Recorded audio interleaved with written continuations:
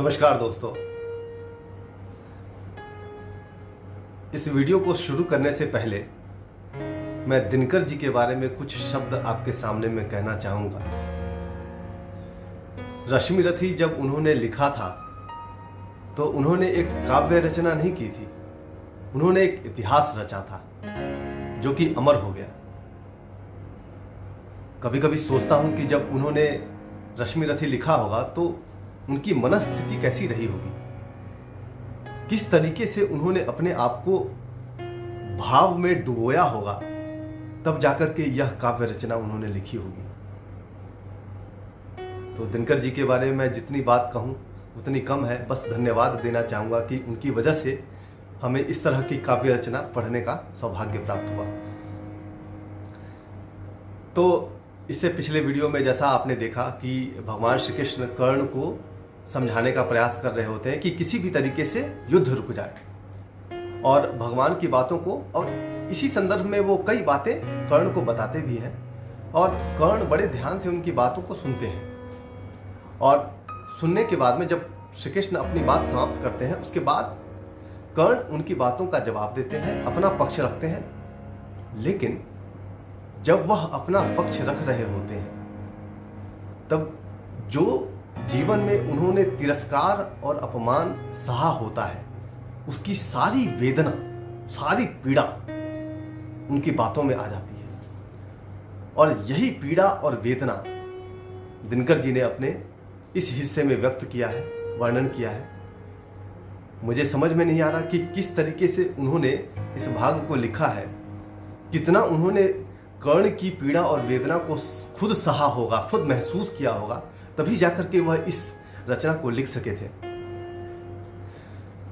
तो इसमें मैं आपको उसी पीड़ा और वेदना का वर्णन आपके सामने में प्रस्तुत करूंगा। यह थोड़ा मार्मिक भाग है, थोड़ा भावुक कर देने वाला भाग है। तो मेरा अनुरोध यही रहेगा कि आप इस वीडियो को पूरा देखें तो आप अपने आप को कहीं ना कहीं कर्ण से जुड़ा हुआ महसूस जरूर करेंगे। तो ज़्यादा वक्त न बर्बाद करते हुए मैं दिनकर जी के शब्दों में प्रस्तुत करना चाहूँगा। इसको शुरू करने से पहले इससे पहले भगवान श्री कृष्ण ने जो प्रस्तुत किया था, जो कहा था उन्होंने, उसकी अंतिम कुछ पंक्तियाँ कहूँगा जिससे कि एक क्रमबद्धता बनी रहे। तो वो अंतिम पंक्तियों में कहते हैं कि कुरु राज्य समर्पण करता हूँ, साम्राज्य समर्पण करता हूँ, यश मुकुट मान सिंहासन ले, बस एक भीख मुझको दे दे, कौरव को तज रण रोक सके, भूखा हर भावी शोक सके।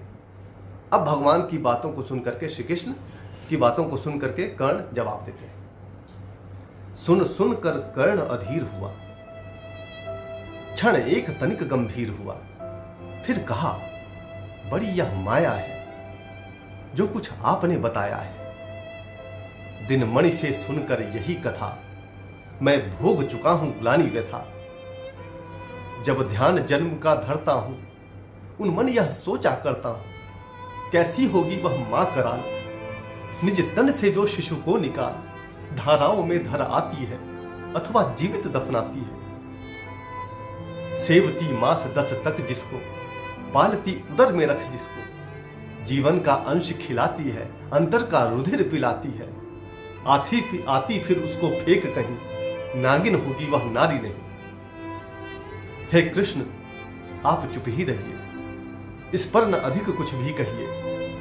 सुनना न चाहते तनिक श्रवण, जिस मां ने मेरा किया जन्म, वह नहीं नारी कुल पाली थी, सर्पिणी परम विकराली थी। पत्थर समान उसका ही था, सुत से समाज बढ़कर प्रिय था। गोदी में आग लगा करके, मेरा कुल वंश छिपा करके, दुश्मन का उसने काम किया, माताओं को बदनाम किया। मां का पैर भी न पिया मैंने, उल्टे अभिशाप लिया मैंने। वह तो यशस्विनी बनी रही, सबकी भौं मुझ पर तनी रही। कन्या वह रही अपरिणीता, जो कुछ बीता मुझ पर बीता। मैं जाति गोत्र से दीनहीन, राजाओं के सम्मुख मरी। जब रोज अनादर पाता था, कह शूद्र पुकारा जाता था। पत्थर की छाती फटी नहीं, कुंती तब भी तो कटी नहीं। मैं सूत वंश में पलता था, अपमान अनल में जलता था। सब देख रही थी दृश्य प्रथा, मां की ममता पर हुई वृथा। छिपकर भी तो सुधि ले न सकी, छाया अंचल की दे न सकी। पांच तनय फूली फूली, दिन रात बड़े सुख में भूली। कुंती गौरव में चूर रही, मुझ पतित पुत्र से दूर रही। क्या हुआ कि अब अकुलाती है, किस कारण मुझे बुलाती है? क्या 5 पुत्र हो जाने पर, सुत के धन धाम गंवाने पर, या महानाश के छाने पर, अथवा मन के घबराने पर? नारियां सदैव हो जाती हैं, बिछड़ों को गले लगाती हैं। कुंती जिस भय से भरी रही, तज मुझे दूर हट खड़ी रही। वह पाप अभी भी है मुझ में, वह शाप अभी भी है मुझ में। क्या हुआ कि वह डर जाएगा, कुंती को काट न खाएगा? सहसा क्या हाल विचित्र हुआ, मैं कैसे पुण्य चरित्र हुआ। कुंती का क्या चाहता हृदय, मेरा सुख या पांडव की जय?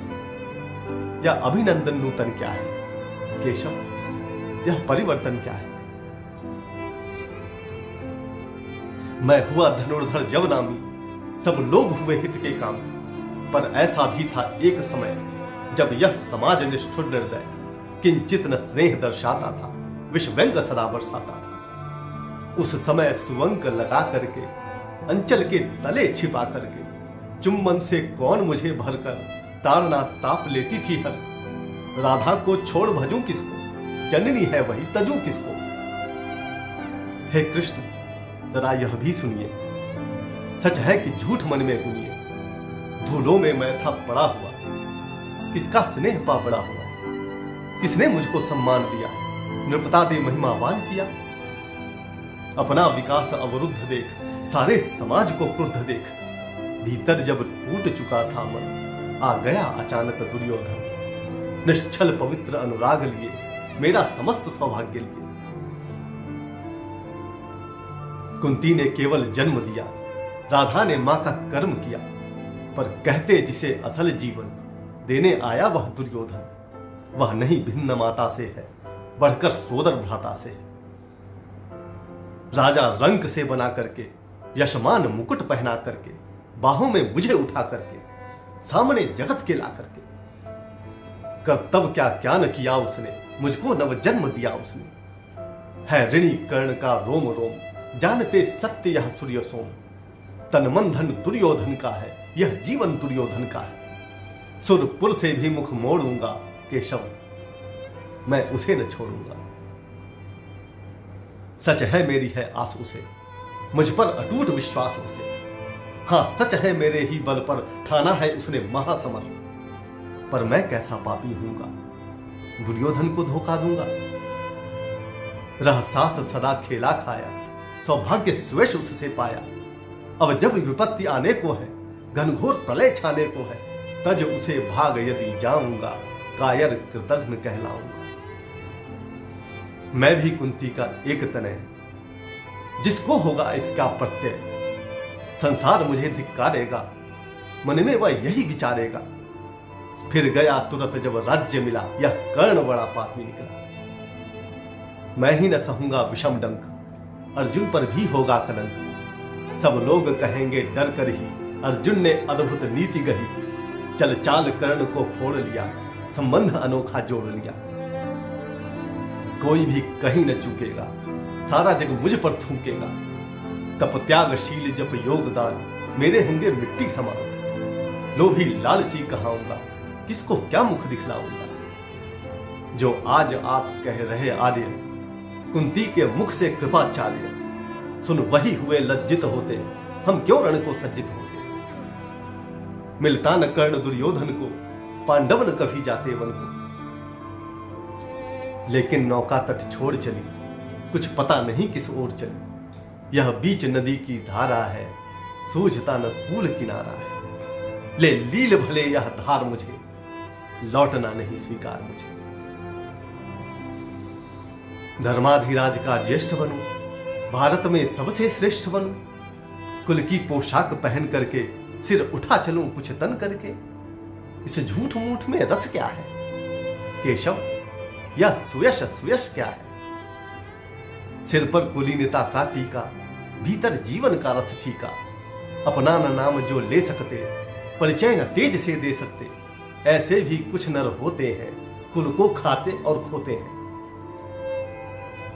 विक्रमी पुरुष लेकिन सिर पर चलता न छत्र पुरखों का धर, अपना बल तेज जगाता है, सम्मान जगत से पाता है। सब देख उसे ललचाते हैं, कर विविध यत्न अपनाते हैं। कुल जाति नहीं साधन मेरा, पुरुषार्थ है एक बस धन मेरा। कुल ने तो मुझको फेंक दिया, मैंने हिम्मत से काम लिया। अब वंश चकित भरमाया है, खुद मुझे ढूंढने आया है। लेकिन मैं लौट चलूंगा क्या, अपने प्रण से विचरूंगा क्या? रण में कुरुपति का विजय वरण, या पार्थ हाथ कर्ण का मरण। हे कृष्ण यही मति मेरी है, तीसरी नहीं गति मेरी है। मैत्री की बड़ी सुखद छाया, शीतल हो जाती है काया। धिक्कार योग्य होगा वह नर, जो पाकर भी ऐसा तरुवर हो अलग खड़ा कटवाता है, खुद आप नहीं कट जाता है। जिस नर की बाह गही मैंने, जिस तरु की छाह गही मैंने, उस पर न वार चलने दूंगा, कैसे कुठार चलने दूंगा। जीते जी उसे बचाऊंगा, या आप स्वयं कट जाऊंगा। मित्रता बड़ा अनमोल रतन, कब उसे तोल सकता है धन। धरती की तो है क्या बिसात, आ जाए अगर बैकुंठ हाथ, उसको भी न्योछावर कर दूं, कुरुपति के चरणों में धर दूं। सिर लिए स्कंध पर चलता हूं, उस दिन के लिए मचलता हूं। यदि चले वज्र दुर्योधन पर, ले लूं बढ़कर अपने ऊपर। कटवा दूं उसके लिए गला, चाहिए मुझे क्या और भला। सम्राट बनेंगे धर्मराज, या पाएगा कुरुरज ताज। लड़ना भर मेरा काम रहा, दुर्योधन का संग्राम रहा।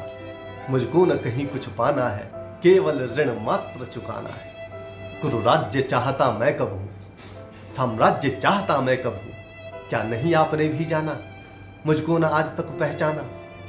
जीवन का मूल्य समझता हूं, धन को मैं धूल समझता हूं। धन राशि जोगना लक्ष्य नहीं, साम्राज्य भोगना लक्ष्य नहीं। भुजबल से कर संसार विजय, अगणित समृद्धियों का संचय।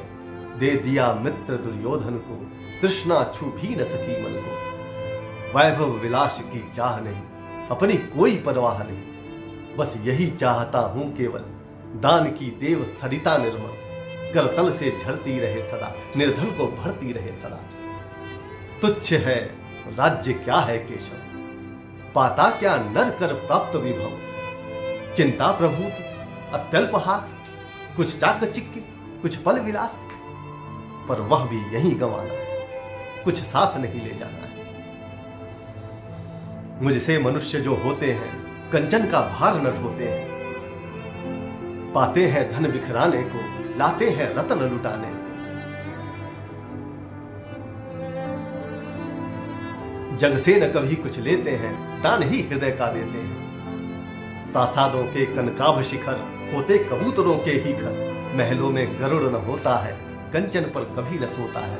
रहता वह कहीं पहाड़ों में, शैलों की फटी दरारों में। होकर सुख समृद्धि के अधीन, मानव होता निज तप छीन। सत्ता किरीट मणिमय आसन, करते मनुष्य का तेज हरण। नर विभव हेतु ललचाता है, पर वही मनुष्य को खाता है।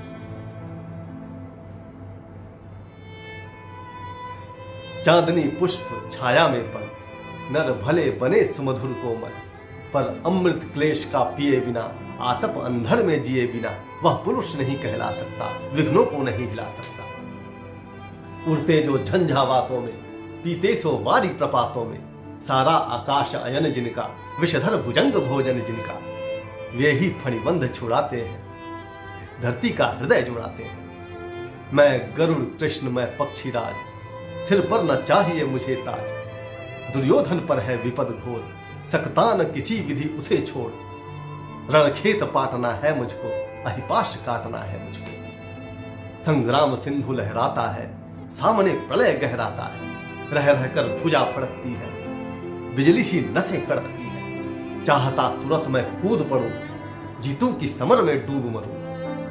अब देर नहीं कीजिए केशव, अब शेर नहीं कीजिए केशव। धनु की डोरी तन जाने दे, संग्राम तुरंत ठन जाने दे। तांडवी तेज लहराएगा, संसार ज्योति कुछ पाएगा। बस एक विनय है मधुसूदन, मेरी यह जन्म कथा गोपन, मत कभी युधिष्ठिर से कहिए, जैसे हो इसे छिपा रहिए। वे इसे जान यदि जाएंगे, सिंहासन को ठुकराएंगे। साम्राज्य न कभी स्वयं लेंगे, सारी संपत्ति मुझे देंगे, मैं भी उसे न रख पाऊंगा, दुर्योधन को दे जाऊंगा। पांडव वंचित रह जाएंगे, दुख से न छूट वे पाएंगे।